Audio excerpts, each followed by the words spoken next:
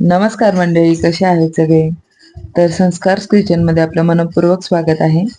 आणि आज आपण बघणार आहे मस्त असे गुळ शेंगदाण्याचे पौष्टिक लाडूची रेसिपी. तर तुम्ही बघू शकता किती सुंदर असे लाडू झालेले आहेत.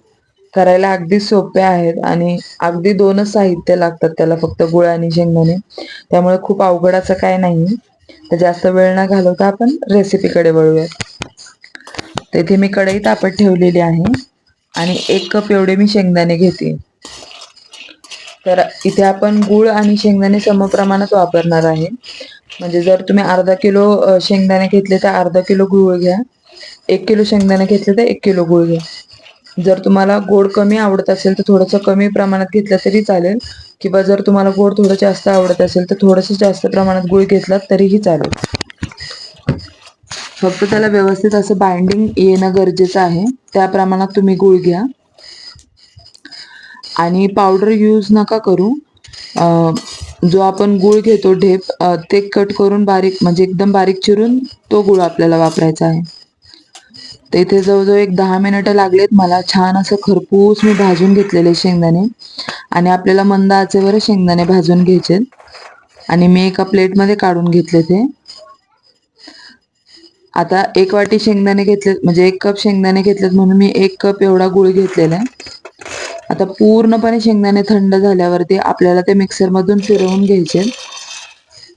तर आधी आपल्याला फक्त शेंगदाणेच फिरवून घ्यायचेत मिक्सरमध्ये. आणि मी साली तशाच ठेवलेल्या आहे शेंगदाण्याच्या. जर तुम्हाला हवा असेल तर तुम्ही काढून घेऊ शकता. आता आपण हा गूळ मिक्स करूया त्याच्यामध्ये, जे आपण वाटून घेतले शेंगदाणे त्याच्यामध्ये.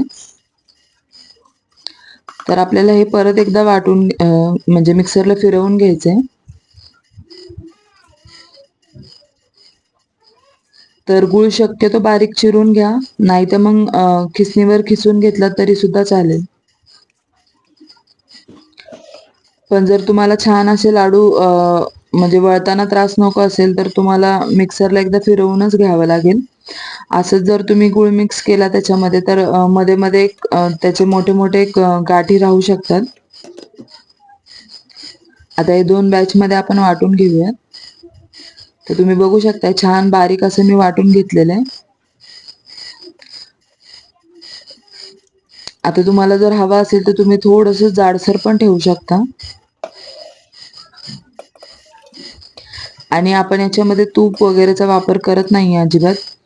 त्याच्यामुळे गुळाचं आणि शेंगदाण्याचं प्रमाण फक्त व्यवस्थित घ्या. त्याच्यामुळे त्याला बाइंडिंग छान येईल आणि लाडू वळायला त्रास नाही होणार अजिबात. आणि तुपाचा वापर न केल्यामुळे आरामात 1-2 महिने तरी तुम्ही हे लाडू स्टोअर करून ठेवू शकता.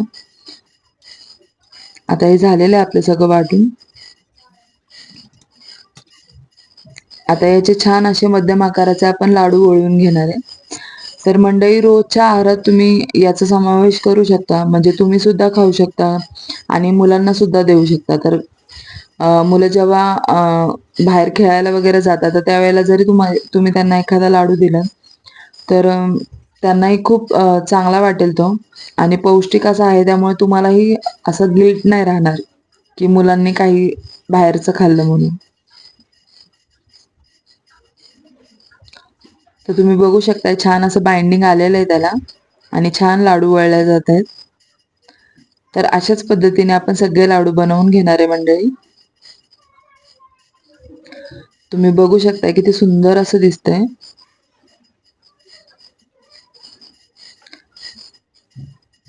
जर तुम्हाला त्याच्यामध्ये फ्लेवर हवा असेल तर तुम्ही वेलची पावडर ऍड करू शकता त्याच्यामध्ये.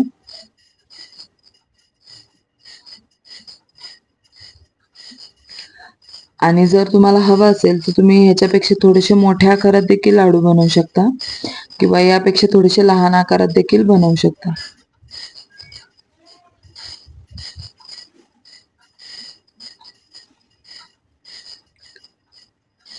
तर करायला अगदी सोपे आहेत. फक्त शेंगदाणे तुम्हाला अगदी व्यवस्थित आणि मंद आचेवरती भाजून घ्यायचे, छान खरपूस असे. मोठ्या गॅसवरती अजिबात भाजायचे नाहीये, कारण ते खूप लवकर त्याला डाग लागतात काळपट, आणि आतपर्यंत ते भाजले जात नाहीत, आणि त्याच्यामुळे ते लाडू पण टिकत नाहीत जास्त दिवस.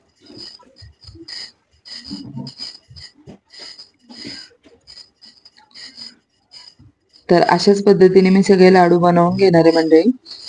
आणि ह्या प्रमाणामध्ये एक साधारण 12 ते 13 लाडू बनतात मध्यम आकाराचे.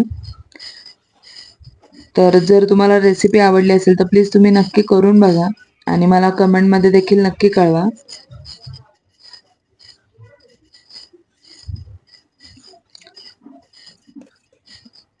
तर मंडळी, जर तुम्हाला रेसिपी आवडली असेल तर प्लीज लाईक करा, शेअर करा आणि अजून आपल्या चॅनलला सबस्क्राईब केलं नसेल तर प्लीज सबस्क्राईब करा. त्यासोबत बेल आयकॉनही प्रेस करा, जेणेकरून जेव्हाही आपल्या रेसिपीचे व्हिडिओ अपलोड होतील तर त्याचे नोटिफिकेशन्स तुम्हाला मिळत राहतील. तर तोपर्यंत मस्त राहा आणि खुश राहा. आणि वेळात वेळ काढून तुम्ही माझी रेसिपी पाहिल्याबद्दल मंडळ आभारी आहे. तर बघू शकता तुम्ही किती सुंदर असा लाडू दिसतोय आणि चवीलाही खूप मस्त लागतो. तर मंडळी, पुन्हा भेटूयात आपण अशाच एका रेसिपी सोबत.